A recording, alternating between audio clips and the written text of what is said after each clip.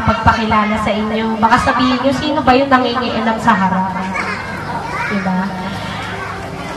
Narito na rin po mula sa tanggapan ng kagawaran ng kagalingang panlipunan at pagpapaunlad ng lungsod ng Valenzuela, ang Early Childhood Care and Development Evaluator, Mrs. Luz Biminda L. Cabral.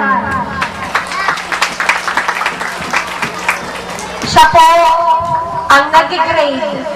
Kung ang mga anak niyo po ginigradean ni Ma'am Ellen at ni Ma'am Mercy, siya naman po ang nag-grade sa mga daycare po natin, sa mga daycare teachers po natin. So ngayon po, mula po sa kanilang tanggapan, kikilalanin po niya ang mga batang ito bilang mga nakapagtapos na sa program po ng Early Childhood Daycare Center. At bigyan din po natin siya ng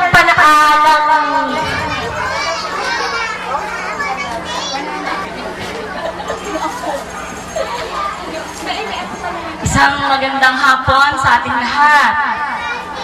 Sa ating pong mga naritong mga magigiting na Ginoo. Pasensya na po, hindi umamention ng names. Ang ating pong mga daycare workers na sumusuporta sa isa't isa. From early childhood, Asikati 1 and Asikati 2 daycare centers. Sa ating pong staff ng ating butihing si Cecilia, Mayo, si Cecil, na may commitment, may example, may compassion. Magandang hapon po muli mga magulang, mga mag-aaral.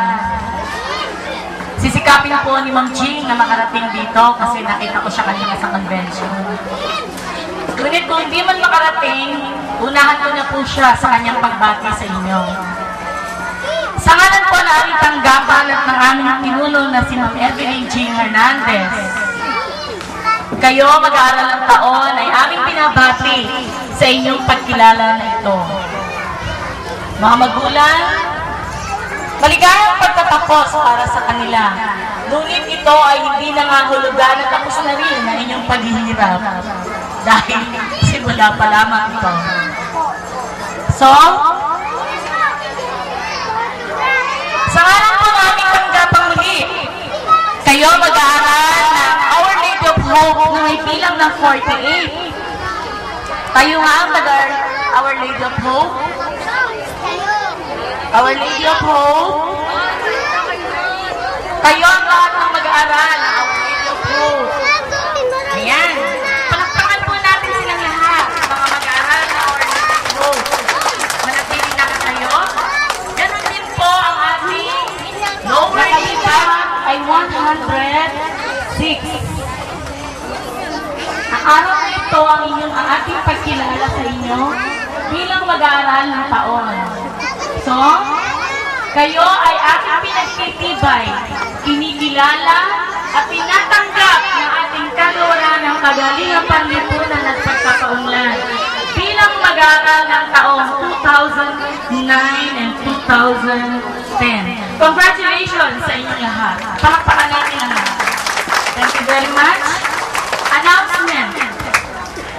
Pahaba mo. Kailangan niyo pa ng bigas? Naputo ng bigas. Wala po, inapot tayo sa NCR. Hindi ko lang po alam kung by this summertime ay marilis ang kakulangan ng bigas ninyo. So, marireceive niyo po ang bigas ninyo if ever na dumating. Ngunit, pag nagkaroon po ng enrollment para sa summer class at bago po ang papasok, pasensya po, ang tayong recipient lang ay ang mga dati na nagsisipag tapos na ito. Sila rin po ang magbibigyan pa rin ng bigas. Kasi baka mamaya may pumasok na bago, eh hindi allocated sa kanila po yun. Dito pa rin yun, kabuuan yun na kakulangan sa inyong bigas. Sino po rito ang may 3 taong gulang na anak? 3 years old. Kailangan pa ba natin magpapasok ng 3 years old? Pwede na po. Dahil po ang utos na ating butihing Mayor Sherwin P.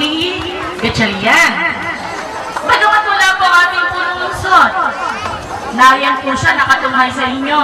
Mga bata, kilala niyo ba ang ating Mayor? Sino? Ang galing. Nandito ba siya? Nandito eh. Ayan o. Di ba? Wala man ang kanyang pisikal, pero nakikita ninyo ang kanyang larawan. Di ba? So, sabi ni Mayor, pwede nang mag-aral ang mga 3 years old. Dahil po, ang 5 years old ay maaaring kunin na rin po ng DepEd. So, 3 and 4, daycare po. Kasi yun ang kanilang preparasyon patungo sa kanilang pag-aaral. So, yung 5, 6 years old, DepEd na po. Ngayon, kung talagang sadyang hindi makikater ng DepEd ang mga 5 years old, then pwede pa rin po siyang tanggapin ng ating daycare worker. Pero as much as possible, kasi pang DepEd na po talaga sila. May mandate na po ang ating DepEd. Ngayon, may summer class po tayo. Pwede pong mag-summer ang mga lahat ng 6 years old na hindi nakapasok